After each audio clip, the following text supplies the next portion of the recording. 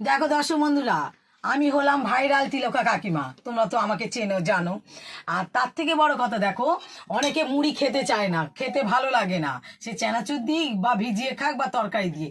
কিন্তু তোমরা যার ভালো লাগে না, সে যদি বাজার থেকে চিড়ে কিনে এনে আর কাঁচা বাদাম কিনে এনে যদি এইভাবে আগে চিড়েটা একটু তেল দিয়ে ভেজে নিলে, তারপরে বাদামটাও একটু ভেজে তুলে রাখলে, এই বেলা চিড়েটা যখন দেখলে হয়ে এলো, একটু নুন বা একটু চিনি দিলে, দিয়ে বাদামগুলো দিয়ে নেড়ে চেড়ে দেখো কত সুন্দর খাবারটা, টেস্টিও হবে, দেখতেও সুন্দর লাগছে, আর মুখের অরুচিও কাটবে।